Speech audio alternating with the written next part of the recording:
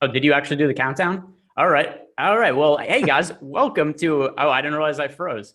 Okay. Well, anyway, the show has apparently started. Welcome to the MLB Live Before Lock show. A little bit of an odd start time today because we've got the NFL deeper dive NFL Live Before Lock. Now, by the way, apparently my computer froze right before we started. And for anybody who's at home who would have no clue what this information is going to be, Jordan and I were messing around with each other before we started. And Jordan said he was just going to start the show without telling me, which he was not actually going to do. But then my computer just happened to freeze for a little bit at that exact moment. And I didn't realize that all of a sudden that we had gone. But yeah, my computer froze, didn't see the countdown. Now we're here. So all the jokes, they came to reality. So that's pretty cool, Jordan. But other than that, we've got a show today. This show is sponsored by Prize Picks. Pretty small slate tonight, Adam. What do you make of it? Still enjoying chat asking if you're asleep as the show started. But yeah, my main takeaway on the show with Josh this morning was that this was a slate where I thought ownership was going to play a really big role just because it is a 5-game slate, but also pitching is pretty concentrated. There's several options that look really good. There's a couple options that look okay. And then there's just a lot of guys that are really difficult to make a case for. And so I think the gap between good pitching is going to be wider than the gap between like popular bats and not popular bats. I think there are plenty of good hitting spots to go to. So I would expect to be just a bit more concentrated on pitching and a bit more spread out on bats on this particular slate. Yeah, and I mean, starting with the pitching, and I mean, it's going to be pretty key. Aaron Nola right at the top. So we'll talk about the merits of his ownership. Also, guys, we've got 5 games to talk about here, so not too much, but I'm also trying to carve out some time. End of the show after Adam and I walk through all the pitchers, all the stacks. It's most certainly not going to take us a full hour, so I have time reserved there for just a little Q&A. So any questions you guys have, stick around to the end, and Adam and I will be answering whatever we get to in chat, whatever you guys throw out there. So any questions on your mind, definitely think of those and throw them in later for the show. But let's start with Aaron Nola, because you talked about all the pitcher ownership and how concentrated it is. A lot of it is because of Aaron Nola, who, at least on a projection basis, is by far the top overall guy to look out on this slate. Only 8,500 on DK, projected for 72% ownership. Cash games, no brainer. You go with Aaron Nola. But how would you be handling this much ownership in the tournament? Yeah, I mean, this is one of those spots where I don't necessarily think there's a correct answer. I think that either strategy could be fine. Like you're on DraftKings, you're getting 72% projected ownership on Aaron Nola. So if someone says, I'm not gonna go over the field on a pitcher that's 72% owned, I think there's a bigger edge in playing the Pirates, for example, and just hoping, assuming that they'll even though they're going to fail like huge percentage of the time, just assuming that Nola fails or the Pirates do well or whatever the case may be, often enough that it pays me off over the long run. I think that's at least a reasonable strategy. For me, I'm more inclined to just be playing a ton of Aaron Nola here, and the reason, there's a couple of reasons. One is that obviously he has a fantastic matchup against Pittsburgh, and there's not a whole lot of other pitching that just has like no question marks on the slate. You have Castillo, but his matchup's actually kind of difficult against Washington, at least the way they've been hitting recently. You have McCullers, who has a really good matchup, but he always kind of comes with his own issues. But then also on top of the fact that Nola would just be the best pitcher on the slate anyway, he is just completely mispriced, particularly on DraftKings. 9,100 on FanDuel is a good price tag as well, but 8,500 on DraftKings, less expensive than McCullers, less expensive than Castillo, less expensive than Steven Matz, barely more expensive than Alex Cobb against the Astros. So you have the already best pitcher completely mispriced in a phenomenal matchup. He's at home where he's pitched better for years. I'm more inclined to take my chances trying to get to some contrarian bats and just, basically just eat it on Aaron Nola. And if he happens to fail at 8,500 against the Pirates, then okay. Yeah, and by the way, on the weather concerns, because those are being brought up in the chat, it's right now we're looking at like 40 to 30% chance of rain during that game throughout, and see if what the news god has posted about the weather for this game over in Slack chat. It's something that's concerning to me for sure, except not massively concerning to the point where I'm taking it out of my player pool. We've got, an hour to go until the slate starts. So we'll see what changes, but I'd say, 30% chance of rain is enough for me to have my caution flag up and be on the alert for any kind of updates. But at least as of now, it's not really changing my ownership. How much of a concern is it for you? Not too much of a concern right now. Looks like it's supposed to be clearing out by the time the game starts. So assuming that's the case, I think we should be okay. If the game does late start and the forecast hasn't changed, then again, I think we should be okay. If the forecast is getting dicier where it's like, oh, we're going to late start and it might not stop raining in the next 30 minutes or something like that, then that's when I would start to move away from Nola a little bit. But the way it looks right now, I'm assuming that that's not gonna impact me. Yeah, and by the way, we did get the news god posted in our Slack chat. He said game should play, delay is possible, and also based on the weather, it looks like if any delay happens, it would happen at the top of the game, which is a little more favorable than obviously if the game is get delayed in the middle, and then you run into the issue of okay, are the starting pitchers going to come back? And at least the way the weather looks right now, maybe a late start looks like it's more likely to play than not, but the weather takes a turn for the worse, that'll certainly be something we update on. I know by me, the weather was pretty crappy today. It's been pouring and thunderstorms all day, but we'll see what happens with that game there. But let's talk about some of these other pitching options now as potential pivots off of Aaron Nola. And I guess there's really only one guy to consider on the high end of the price range over on FanDuel. That would be Lance McCullers, who's at 10,200. Over on DK's 10,100. So by far the most expensive pitching option on the slate. Also has a favorable matchup against an Angels lineup that strikes out a ton, especially at the tail end. Also, Shohei Ohtani's been fairly terrible over the last month and a half now, which also maybe a little bit concerning considering he's been like their entire offense.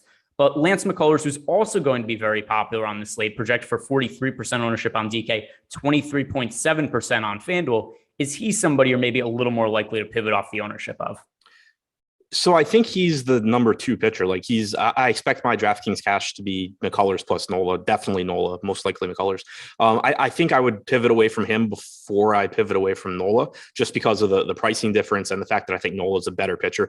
Higher strikeout percentage for Nola this year. XFIP is about 0.3 of a run lower. He doesn't have the walk issues that McCullers does. The only thing that Nola is not as good at is limiting home runs. And, he's pitching in Philadelphia tonight, so it's a better home run park than LA. But other than that, I do think that Nola's just the better pitcher. He's cheaper. He's in the better matchup, even though the Angels aren't good either.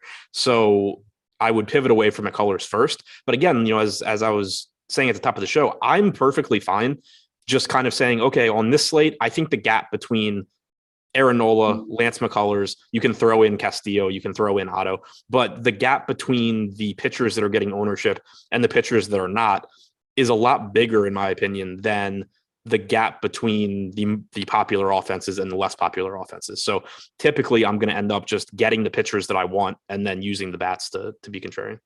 Yeah. And then, looking at I don't want to get too much into the top stack, so because we're going to talk about in a little bit, but which, by the way, the top stack, so that is free to use if you guys want to go check that over to Awesemo.com. But for the most part, the ownership, like you said, it seems fairly appropriate at offense. There's a couple of teams a little over-owned, a couple of teams a little under-owned, but there's nothing too egregious looking. And also, like you said, there's not one team that stands out where, the early slate, for instance, our projections, we had the Dodgers. I don't remember the exact number, it was something like 31% to be the top scoring team on the slate. We don't have anybody anywhere near that for a 5-game slate. And usually there is one team that's kind of head and shoulders above everybody else. But as far as these pitchers go, I agree with you. Nola, McCullers, definitely, I think they warrant the ownership. I could see why that's the case. But at least in our top pitchers, well, it does look like Luis Castillo is going a little bit over-owned, which would lead me to think McCullers and Nola are the better plays. Where we have Luis Castillo, 40% projected ownership on DK, 25.7% chance to be a top 2 pitcher. Over on FanDuel, he's not on the FanDuel slate, so don't have to worry about that. But anyway, for the DK pricing with Luis Castillo, compare his ownership to somebody like McCullers, where we have McCullers and Castillo both right around 40% ownership. The difference, though, McCullers 38.8% likely to be a top 2 scoring pitcher. Luis Castillo 25.7%. So my current build, I'm underweight to the field on Castillo. Do you think that's something that makes sense? I think it makes sense. Again, it's not something that I would necessarily say like has to be the case. I think it's possible to just kind of be overweight on all three of those guys. And then, again, differentiated hitter. But amongst those three, I think Castillo is pretty clearly the third best pitcher on the slate. I think he's good. The concern that I have, though, is that the Nats, since the trade deadline, have struck out less than 20% of the time as a team against right-handed pitching. They actually have a 107 WRC plus as well. I don't totally expect that to continue to be the case going forward. We know Juan Soto is really good. We know Bell's good. Ruiz is one of the top hitting prospects, but overall, I don't think this is a particularly good lineup in terms of production, but strikeout percentage stabilizes pretty quickly. So the fact that they've been good at putting the ball in play when you have Aaron Nola facing the Pirates and you have Lance McCullers facing an Angels team that strikes out 25% of the time, I think that's a little bit of a concern. It is worth mentioning Castillo's, I think his strikeout numbers for the season are a little bit misleading. He's only at 24% for the year. He started out really slowly, like almost Chris Sale-esque from like 2018, where he suddenly wasn't giving up any power, but he also wasn't striking guys out. Over his last 10 starts, he's back to a 27% strikeout percentage. Normally, you're not going to just, pick a, 10 start sample and say, oh, this is what he is. But I do buy into it a little bit more with someone like him, because for his career, he has a 26% strikeout percentage. In 2019 and 2020, his two most recent seasons, he was up around, I think, 30%. I don't remember the number exactly off the top of my head, but it was higher than his career average. So it makes sense to me that, as the sample size gets bigger this year, that strikeout number is coming up, and you've seen him do more in line, get strikeouts more in line with his career numbers recently. So I think Castillo certainly has a ceiling, but when you're looking at the ownership and the pricing and the matchups, and just talking Nola, McCullers, Castillo, if I'm getting away from one of them, the first one I'm moving away from is Castillo.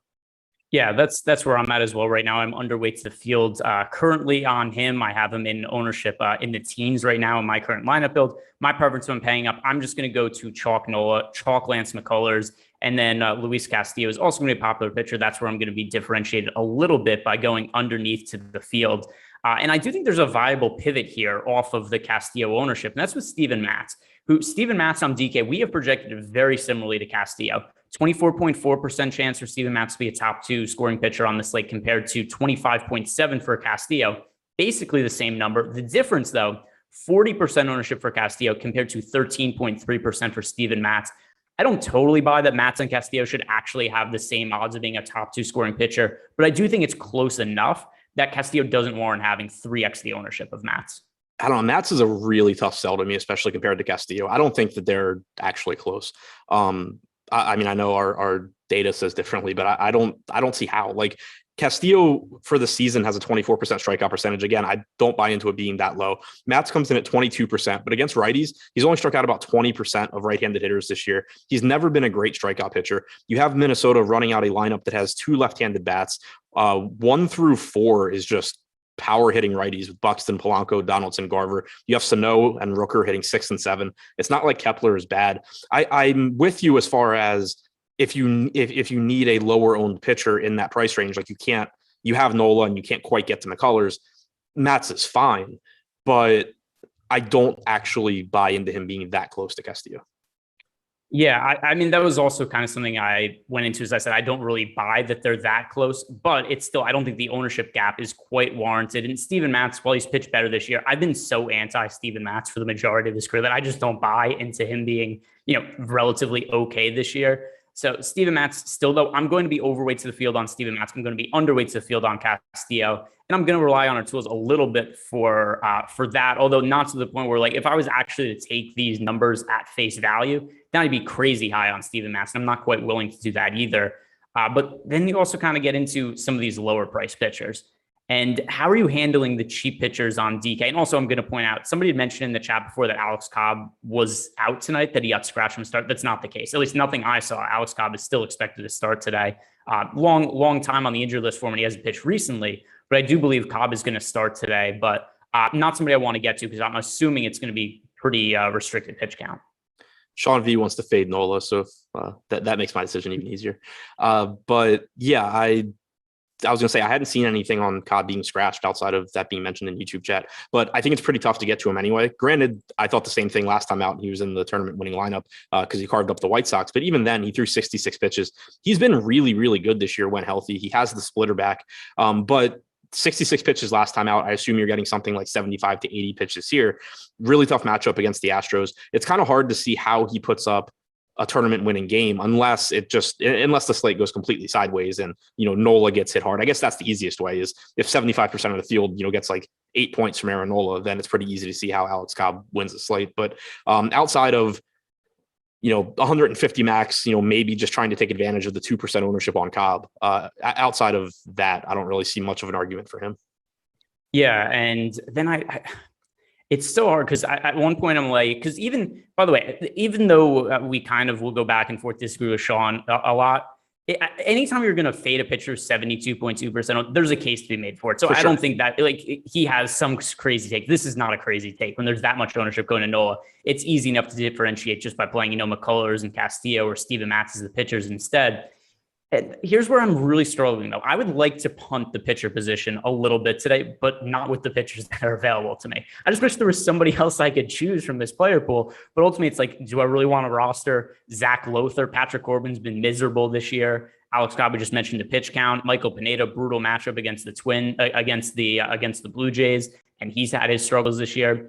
So what are you doing with the lower end of the pricing tier? Is there anybody that you actively want to roster? So I think Glen Otto is the best of the cheap pitchers. He's got a pretty good matchup against the Orioles. They have a 91 WRC plus against right-handed pitching this year. They've struck out about 25% of the time.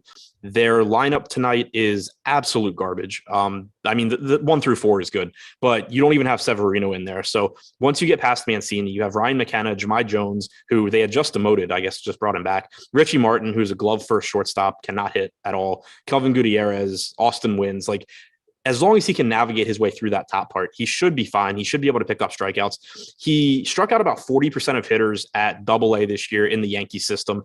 Hasn't pitched much above Double-A. Prior to this year, had never pitched above High A in his career. So it's kind of tough to project him with confidence exactly what he's going to look like as a major league pitcher. But so far, I actually don't think he's been bad. He has a 9 and change ERA, but his xFIP is sub 4. Even his expected ERA is 5.1, which isn't good, but it's still 4 runs better than his actual ERA. He's struck out about 24.5% of hitters. But one thing that really jumps out to me is through his first 4 major league starts, he's faced the Astros twice. He's faced the Athletics. He's faced the Angels. We know the Angels is a good matchup, but those other 3 are really tough. Both teams strike out between 20 and 21% of the time, well below league average. And he's still striking out 24.5% of hitters. So the fact he's been able to get strikeouts against teams that are very difficult to strike out, I think there's a decent chance that he goes up against a team like the Orioles tonight and just piles up strikeouts. At 6,700, you're not really paying that much money to find out either. So then I'll ask you a little transition here, but in terms of prize picks, the over-under for strikeouts for Glen Otto is 5.5. That seems pretty efficient to me. I would like to lean towards the under in general with Glen Otto, but it's matched up against such a bad Orioles offense. Do you ever lean on the over-under for 5.5 strikeouts for Otto? Is it just even? Yeah, it's the prize picks there. Okay, so just over-under 5.5. Yeah, I think it's pretty efficient. I guess if I had to choose one, I would take the under because there's plenty of things that can still go wrong with a completely unproven pitcher. But I just kind of think that's around where it should be. Yeah, and then one other one that does stand out to me on prize picks is the over-under for Luis Castillo's strikeouts today on prize picks is 6.5. Most sportsbooks have it at 7.5. And once again, prize picks, so there's no juice on the over-under. So given that matchup for Luis Castillo, like you mentioned earlier, his strikeout numbers have improved in the second half of the season after a really slow start. Going up against the Washington Nationals lineup, which there's Josh Bell, there's Juan Soto, and then generally a bunch of garbage in the lineup. I like the over 6.5 for Luis Castillo. That's something that also makes sense. Yeah, I still think that's a pretty decent line too, just because the Nats are difficult to strike out. But one thing that jumps out is you do have Andrew Stevenson batting 8th, then you have the pitcher spot batting 9th. So even there, you can probably get some strikeouts, or you would think you're going to get some strikeouts. And then, Castillo's got good enough strikeout stuff that he'll pick some up along the way. So if I took a side there, I think I would take the over. By the way, I think my favorite back and forth ever just happened in the YouTube chat where we've got a Dope Heathen was asking Sean V, when does the NFL show start? And apparently, because Sean V is always in the chat, Dope the Heathen was under the impression that Sean V worked with us. But Sean has corrected the record and said, LOL, no, I'm just a dumbass in the comment section, which much appreciated. And by the way, as much as we go back and forth with Sean, I say that Sean is a very integral part of our baseball shows this year. It's really hard to build engagement for baseball shows because it's something that doesn't have the same interest as football, doesn't have the same interest as basketball. And Sean's in the comments every day coming in here, posting hot takes, and it does give us a little more content and stuff added for the show. So always something that I appreciate, even if it seems like we're a little, making fun of everybody sometimes on the show. It definitely helps us overall with just the flow here. But any other pitchers that you really think warrant much more discussion than the guys we already brought up? Also, the NFL show will run from 6:30 until NFL lock. There's back-to-back shows. Zach Lowther, I guess, warrants discussion just because he's actually not getting much ownership. He's 5,300. He's facing Texas. If you wanted to just completely punt a pitcher position, again, it's not the route that I expect to take. But and I don't really even know how necessary it is because there's plenty of value bats on this slate. But if you were going to go that route, 4% ownership or 5% ownership for a pitcher facing Texas, arguably the worst offense in baseball, it's worth a gamble, I guess, but there's not a whole lot else to say there. I kind of just view it as Nola and McCullers are the clear top. Nola's the clear number one. McCullers the clear number two. Castillo's the clear number three. Matz, if you wanted to pivot off Castillo, is fine. Cobb, if you're taking an approach where you're not playing Nola or you're not playing much Nola, that will open up exposure to where you can go with Cobb, and you're basically just hoping Nola has a bad start and Cobb gets like 18 points and beats him. That's fine. Otto, I think, is the best value option. If you need a value pitcher at lower ownership than Otto, roll the dice on Lowther or Corbin. I don't have anything really positive to say about either one, but they're not getting much ownership.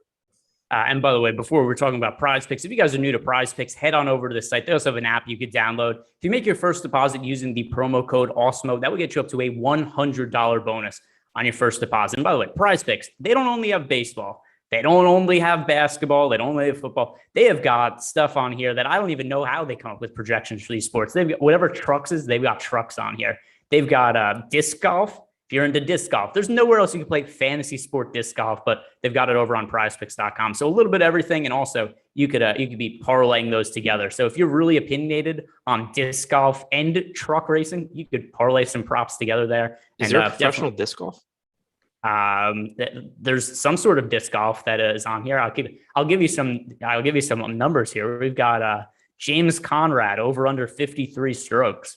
Ezra Adderhold over under 54 strokes. There's projections up here, so that'd be funny. I wonder if there's just somebody who's really into disc golf that really was able to be like these. Because I'm sure the numbers are not efficient for disc golf. If you actually know what you're doing, the numbers are like the same for every single golfer. So if you're into disc golf, there's probably an edge to be had there, and that's stuff they're offering on Prize Picks that you cannot find anywhere else. But let's move on over to some of the stacks now, and I'm going to refresh the top stacks tool, make sure I'm getting the freshest ownership here. Also, as we're talking about this, guys, the top stacks tool, that is free to use today over at Awesemo.com. That's my favorite tool that we have on the site for baseball, something that helps me a ton in my process trying to find out which offenses are overowned, which offenses are underowned on any single individual given slate. And let's see, most recent run of ownership here.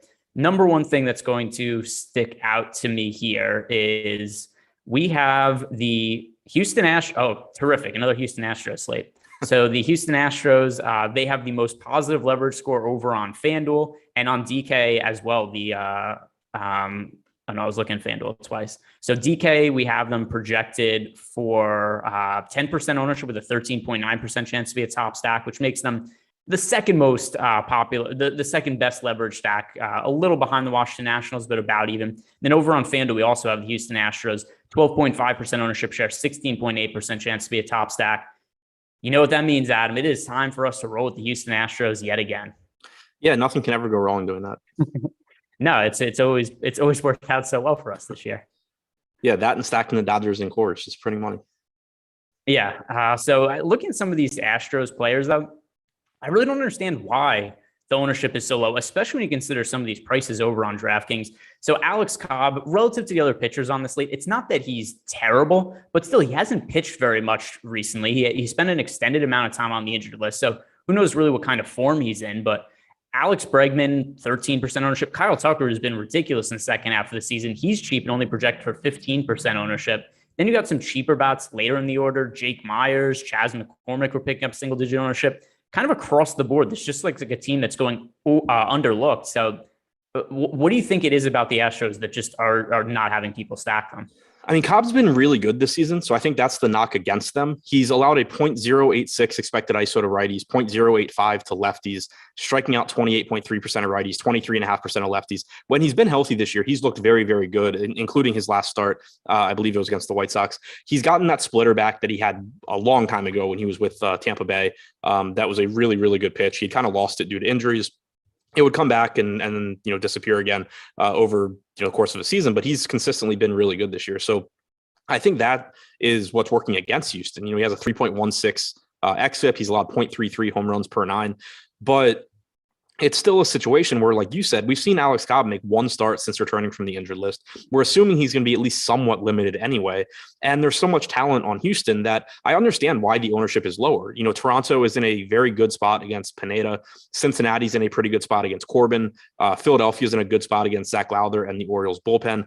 I understand that Alex Cobb is not anywhere near as appealing to take hitters against as those guys, but there is still some uncertainty when, one, we don't know exactly what Cobb is going to look like in his second start back. Two, prior to this year, Alex Cobb had not pitched well for multiple seasons.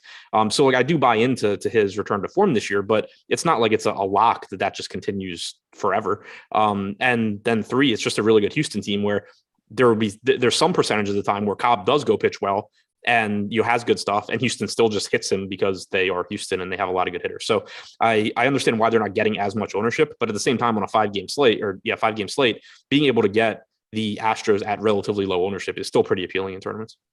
All right. And we've got Sean V, who is convinced that Alex Cobb has just shut down the Astros this year. Well, he's made one start against them. He ended up going 2 2/3 innings and he gave up 4 runs. So maybe in the past he has. I could look into that as well. But number one, I wouldn't read too much into that for a number of reasons. But also, we've already disproved that he shut him down this year. But I could look past it, previous starts too, and see if there's anything that's different than that information. But even with that said, here's the issue with just looking at a pitcher versus an individual team. Pitchers are different year to year. Teams are different year to year. So, let's say that just for instance, and this isn't even going to be the case, but let's say that Alex Cobb was a really good pitcher against George Springer for just random reasons. Well, Springer's not on the team anymore, and that's something that would be relevant in previous years and not in this year. But also, I don't even know if it's true that Alex Cobb has been really good against the Houston Astros in the past. But that aside, it's not that I think the Houston Astros have the highest overall odds of being a top scoring team on the slate. It's just they're going under-owned relative to where we have them projected. And there's a bunch of teams that are grouped pretty closely. So we have the Philadelphia Phillies, the Texas Rangers, the Cincinnati Reds, the Houston Astros, and the Toronto Blue Jays are all about 13 to 17% chance to be a top stack. The difference is the Houston Astros only have a 10% projected ownership, while all those other teams are 13% or more. So I get that Alex Cobb is a better pitcher than the guy that some of those other teams are going up against, but there's still a little bit of variance with Alex Cobb, and the Houston Astros have a very good offense. So I'm going to be overweight to the field on them. In my current build, the Astros are my most rostered offense. Does that make sense? Yeah, I think so. Especially if you're going to eat the chalk on those popular pitchers, it's going to, or it should at least, force you onto some lower owned stacks and kind of prioritize ownership more amongst the stacks than maybe getting to the highest projected guys. So while I don't love the spot for Houston, and I do love the spot for Toronto and for Philly in particular, kind of surprised Philly's top stack percentage is as low as it is, but it's, I don't want to play a bunch of, Toronto plus Philly plus Nola plus McCullers, and versions of that, because that's probably what everyone's playing. So it's going to make me like, a team like Houston more. It's going to make me like teams like Baltimore and Minnesota more. So yeah, I'm with you. I don't think it's a particularly good spot. I think Philly and Houston at the very least should be flipped in terms of top stack percentage, but it's still, you're talking 1 to 2 percentage points, and the ceiling is still really high for Houston. Yeah, and we do have a super chat here from Corey Rando, who's asking in the $121 single entry. He's thinking about running Cincy over Houston. What do we think? Based on the data, I don't like that decision, and this is the reason why. We have the top stack odds nearly identical for the Astros and the Reds.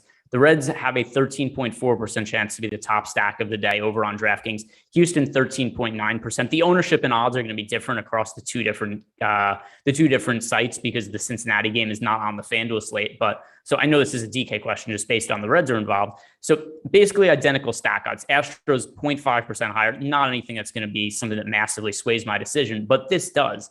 The Reds are projected for 17.5% ownership as a team. The Astros only 10%. So you're getting nearly half the ownership on Houston in the aggregate with the same odds of being a top stack. So I would still go to the Astros in single entry, and the Reds I would expect to be the most over-owned team in single entry contests. So my counterpoint to that would be that Tyler Stevenson is projected for 39% ownership. The next highest owned guy on Cincinnati, India, Castellanos, and Suarez, all between 18 and 19%. I don't really have any issue with those guys at that ownership. Like one thing, you could just stack Cincinnati and go with contrarian pitching, but assuming we don't want to do that, because I've already made it clear I don't really want to do that. Even if you just stack Cincy and don't go with Stevenson, use a different catcher, go India, Castellanos, Suarez, Farmer, Barrero, or something like that. You're still going to have a relatively low owned Cincy stack. The ownership, I think, is going to be more similar to what you're getting from Houston. Looking at them, they're still lower owned. Like Tucker's the highest owned bat at 16%, but it puts it in a situation where I think that they're a lot closer if you are excluding Tyler Stevenson. Yeah, that's fair enough. To me, though, my preference would still be just to go to Houston over the Reds. I think it's still a spot where I like the Houston Astros offense, and the spot for Alex Cobb against them, considering also the some of the lower ownership that we have here. Like you mentioned, we've got Kyle Tucker at 16%, but everybody else is pretty in check in terms of ownership. And I think that there are still going to be a lot of people that are going to go to the Reds at a higher rate than Houston, and we have them projected with similar top stack odds. But like Adam said, if you really do prefer the Reds, at least you could make them a little different by taking out Tyler Stevenson. But that aside, at least the numbers in the aggregate, I would say, make Houston more favorable. Yeah, and I think they do have. I don't want to say they have a higher ceiling. They have more good hitters you can go to. Like the problem with what I was saying about Cincy is Tyler Stevenson, I think, is actively one of the best plays on the slate at 3,200 hitting second. If you skip over him and you're still going to take 5 Reds, India's fine. Castellanos, I love. Votto, Farmer, Suarez, these guys are all fine. DeShields can't hit, Barrero can't hit, but they're 2K. Like you can put together a lineup that's pretty good, but the value in the Cincy lineup, you talk about Barrero and DeShields versus, a Myers or a McCormick in terms of power upside. Houston wins there. There's so many different ways you can stack Houston that still has a lot of power. I think that makes them a little bit more appealing as well. But I guess my answer is I would go Houston, but I don't think Cincinnati's like a mistake as long as you're doing something to account. You're as long as if you're playing the chalkiest version of the Reds, you're doing something somewhere else to get negatively correlated with the field or at least low owned players. If you're not doing that, then don't play the chalkiest version of the Reds. You can make good Reds lineups that I think would be fine in single entry though. Yeah, and by the way, Tyler Stevenson, I'm pretty sure. Let me check this. Yeah, Tyler Stevenson is projected to be the most popular bat on the DK slate tonight by a very, very wide margin. Tyler Stevenson's projected for nearly 40% ownership. There's only a few players beyond him that are even projected to be over 20%. The next most popular bat is we've got Marcus Semien at 22%. So Tyler Stevenson, that is going to be one very, very popular catcher play. And I can see why, based on overall that he's a catcher who can hit, he's cheap, and it's a favorable matchup. Let's talk about some of these other stacks here. And in particular, the Toronto Blue Jays, who are going to be very popular as of right now on DraftKings. We now have them projected as the most popular offense. We've got 20% for them over on DK. Over on FanDuel, they're projected for 18.3% ownership. A little odd they're picking up more ownership on the DK slate with more games in play than over on FanDuel. To me, they look a little bit overowned. It's a 5-game slate, so it's hard to just take a team out of my player pool entirely. But I'm going to be underweight to the Blue Jays. What do you make of this offense?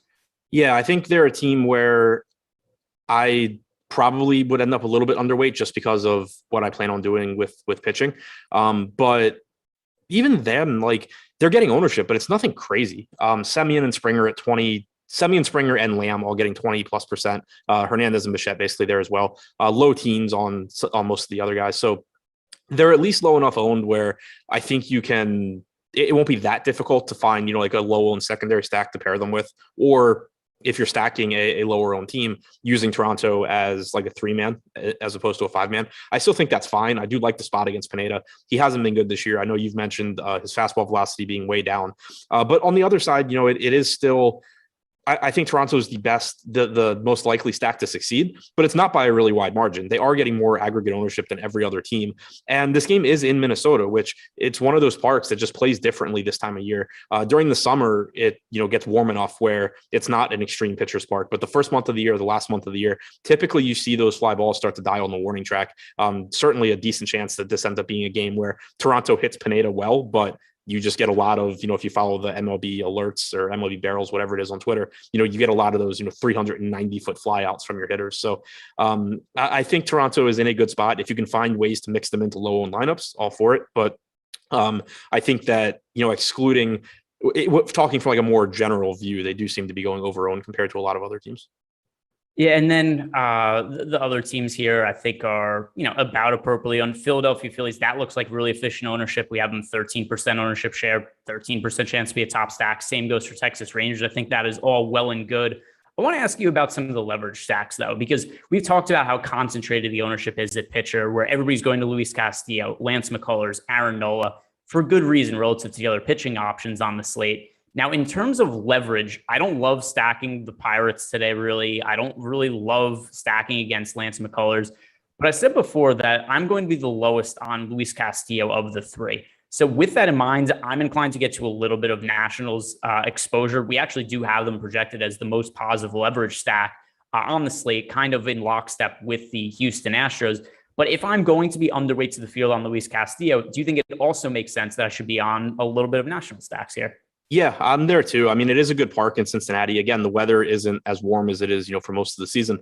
But yeah, if you're playing a lot of Nola, you're playing a lot of McCullers, you're playing less Castillo, there's no real reason not to be getting some Nats because there's only 10 offenses on the slate. So the opportunity cost is a bit lower. It's a bit less likely, when you have these, 11, 12 game slates, there's a lot of times where it's just like, okay, well, that pitcher didn't really pitch well, but you also don't need the offense.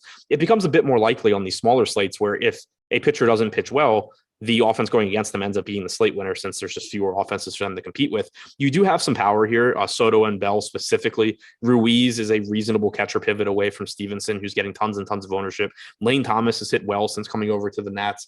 We mentioned, that they don't strike out a lot, and so they're likely to put the ball in play, or at least have a chance to be putting the ball in play in Great American. If I were going to go to, I guess the options being the Nats, the Pirates, or the Angels, I think that the Nats, Pirates, Angels. I think it would be Washington, then LA, then the Pirates.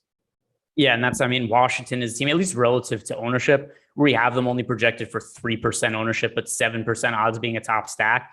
It just makes sense for my lineup builds. Already that rates out positively in terms of things I look for. And then on top of that, a pitcher that's going over-owned in our projections. That's something that's going to get me to the offense quite a bit. I don't feel good about it at all. But on a 5-game slate, we really have to try to manipulate the ownership and look for spots to be over underweight to. The Washington Nationals is something that does stand out to me. But any other offenses here that in terms of stacks you think are really pivotal that to either be over or underweight to relative to their current ownership? Not really.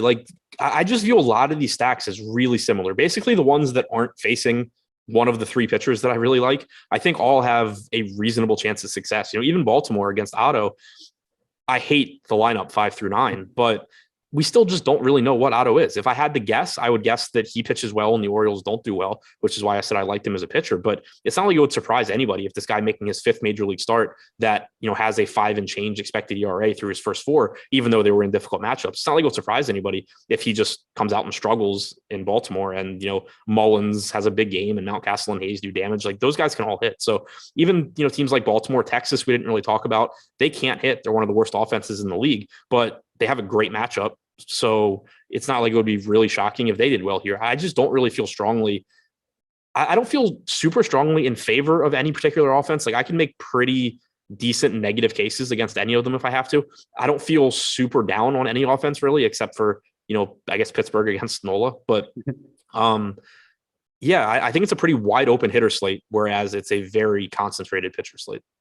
All right, guys, if you have any questions, fire those in. We've got some time left. And then also we're going to be turning the show over. We've got the NFL Deeper Dive, NFL Live with Lock, which I will be hosting tonight. Do us a favor, like the video, subscribe to the YouTube channel. Once again, if you guys have questions, fire them into the Slack chat, fire them into the YouTube chat. Also, if you guys are looking to sign up over at Awesemo.com, you get access to all the great Awesemo Plus tools and content from nearly every DFS sport out there for an Awesemo Plus weekly pass for $29.95. But also, if you're a new user of Awesemo Plus, use the promo code MLB Live Before Lock when signing up. That's all one word, all capital letters, MLB Live Before Lock. That'll get you 25% off your first week of Awesemo Plus Platinum. And if you're only looking to play MLB DFS down the stretch of the season here, you get an Awesemo Plus MLB package for just $4.95 weekly. Stop guessing, start winning, join Awesemo Plus today.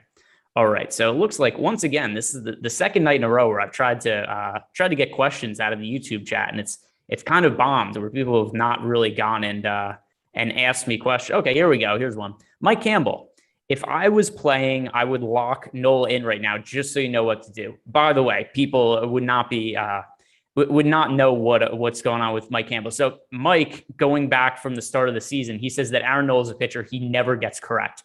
And he's done this thing where before every slate, he tells me whether he's over or underweight to Aaron Nola. And true to form, he's been wrong every single slate on Aaron Nola this year. So it is relevant here that Mike says that he's looking to lock in Aaron Nola. So everybody do with that information what you will. But I find it pretty hard to get off Aaron Nola. And Mike, I hope this is finally going to be the time that you're on the right side. Jordan Klein, very important question. How old am I? I'm 31. It's something that has been wide range. Some people think I'm in my 60s. Some people think I'm a teenager, but 31. Thomas Tyner, has Philly ever done the call a game so we could do 2-7? That's called the Washington Nationals / Atlanta Braves. The Nationals are the worst with this. They have, I guess, who do you think has been the worst with some of the rain situations over the last few years? Braves recently. Nats are the ones that first started doing it.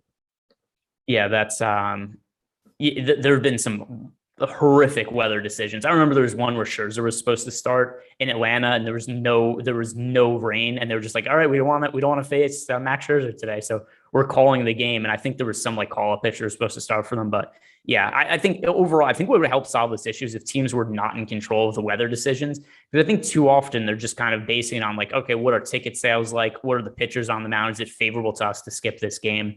But all right, here we go. It's insane to me that teams, like up until the first pitch, teams are allowed to decide if the game starts or not. It should be the umpire's decision. It should be based on the weather, because instead teams would just be like, this is what's favorable for us financially or from a baseball standpoint, and make decisions based on that. Ryan Stubbs, this is going to tie into a couple of guys here. Ryan Stubbs, Houston still best leverage, and Nikki C saying, what is both of our favorite stacks? It is the Houston Astros for me. That is the team I have the most exposure to. Adam, what is your overall favorite stack? Houston right now based on the ownership. But again, I just don't feel strongly about a lot of the offenses. I expect, if I'm playing single entry, I think I'd be getting to Houston. Maybe, the Cincinnati without Stevenson thing. I like Philly. I like the Twins, but across 150, like I would be playing most offenses and just be really, really concentrated on a couple of pitchers. All right. Tony A asking, what is the ownership on Glen Otto? Over on FanDuel, only 4%, but single pitcher site. No real reason to consider him there. Over on DK, Glen Otto currently projected for 14% ownership. So as far as cheap options go, Glen Otto is the only one picking up any kind of real ownership. 14% going to Glen Otto. Then we've got Lothar 4%, Corbin 3%, 1 for Overton, 1 for Pineda. So really, Otto, the only pitcher who's in that cheap price range on DK, it's picking up any kind of ownership as an SP2. We can circle back on the rain. Anything you're seeing differently on the rain with Adam? Because it's got Adam with the rain that's changed your lineups at all, because it's coming up in the chat again.